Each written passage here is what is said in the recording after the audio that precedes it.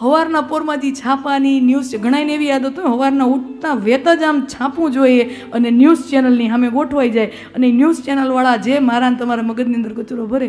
I don't deny, stay updated. તમે વિશ્વમાં શું બની રહ્યું છે, દેશમાં શું બની, આપણા રાજ્યમાં આપણા એનાથી જાગૃત રહેવું જોઈએ, અપડેટેડ રહેવું જોઈએ. પણ સવારના પોરમાં આ કચરો મગજમાં ન ભરાય મારા વાલા. સવારની શરૂઆત આ કચરાથી ન થાય. પછી ભલે ને દીમાં બપોરના જમ્યા પછી કે ક્યારેક એવો 10-11 વાગે એવો સમય મળી ગયો અને 5-10 મિનિટનું છાપું ઉગાડી લીધું કે પછી ફોનમાં ન્યૂઝ જોઈ લીધા, એ પછી ભલે ને સવારે ઉઠતા વેતા કચરો ન નાખતા મારા વાલા.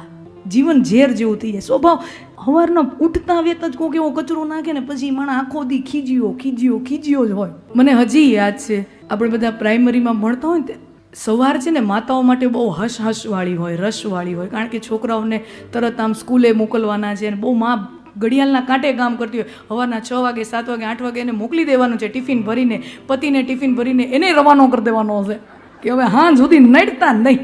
હા હો ભાઈઓ, હા એવું જ હોય. રવિવારે દુકાનેથી રજા લઈને ઘરે બેઠેલો પતિ, રજા હોય નોકરી વેપાર બધાને રવિવારની તો રજા જ હોય ને, રવિવારે રજાના દિવસે ઘરે બેઠેલો પતિ દરેક પત્નીને બીજી સાસુ જેવો લાગે છે. હું સિક્રેટ કહી દઉં તમને બેનો, એને તેથી એમ થાય કે મારી બે સાસુ એક તો હતી.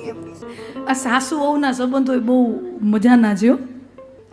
એમાં કાંઈ કહેવું પડે, ઘરે બહુ મજાના. એક સાસુનો સ્વભાવ એવો કે એની વહુ જે પણ કરે ને એમાંથી વાંક કાઢવો. એ સારું કરે ખરાબ કરે એ મહત્વ જ નથી લાગતું, ગમે એ કરે ને એમાંથી વાંક કાઢવો. વાંક શું છે એ તો એ સાસુનો સ્વભાવ એવો કે વાંક કાઢવો.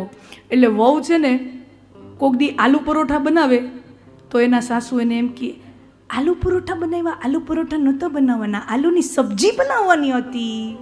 તો વહુ બિચારી ગભરાઈ ગઈ. તો એને બીજે દીએ આલુની સબ્જી બનાવી. આલુની સબ્જી? આજે આલુ પરોઠા બનાવવાના હતા. પછી તો વહુ કંટાળ્યો.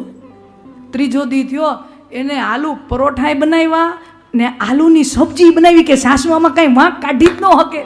તો એને આલુ પરોઠાય બનાવ્યા ને આલુની સબ્જી બનાવી. તોય સાસ તો સાસ ही है, उसको तो अपना कर्तव्य निभाना ही है, નહીં તો એ સાસુ છે નહીં. તો હવે તો આલુ પરોઠાય છે ને આલુની સબ્જી છે તો સાસુ વળી નવો વાંક કાઢ્યો. સાંભળજો, આ માત્ર સાસુ જ કરી શકે. નવો વાંક કાઢ્યો. અરે રે તને સમજાવીને થાકી ગઈ છું. તો કે સાસુમાં આજે તો બેય બનાવ્યા, આલુ પરોઠાય બનાવ્યા ને આલુની સબ્જી બનાવી, હવે હું ઘટે? તો કે ઈ તો વાત છે, જે બટેટાના આલુ પરોઠા બનાવવાના હતા ને એના તે આલુની સબ્જી બનાવી, અને જેની આલુની સબ્જી બનાવવાની હતી એના તે આલુ પરોઠા બનાવ્યા. જે આલુની સબ્જી બનાવવાની હતી એના તે પરોઠા બનાવ્યા, જેના પરોઠા બનાવતા એને તે સબ્જી બનાવી. ન પૂગી શકાય બાપ, ન પૂગી શકાય. તો હું વાત કરતી હતી કે સવારના પહોરમાં બહેનોનો જીવન બહુ ઉતાવળું હોય, સ્વાભાવિક છે. છોકરાઓને પતિને બધું ટિફિન બનાવવાનું છે, બહુ ભાગા દોડીઓ, ઘડિયાળના કાંટે કામ. મને હજી યાદ છે અમે પ્રાઇમરીમાં ભણતા અને મમ્મી લંચ બોક્સ બનાવતી હોય, થેપલા બનાવતી હોય કોક દી કે કંઈક આવું બધું બનાવતા હોય. અને જો એ બાળપણની જે સ્મરણો હોય ને, આપણે 6-7 વર્ષના હોય, 5-6 વર્ષના, 7-8 વર્ષના હોય ને, એ એવા ચોંટ આપણે હજી આમ જોઈ આંખ બંધ કરીને તો એ આખું દ્રશ્ય આપણને એ હોતે યાદ આવી જાય કે મમ્મીએ કેવા રંગની સાડી પહેરી હતી.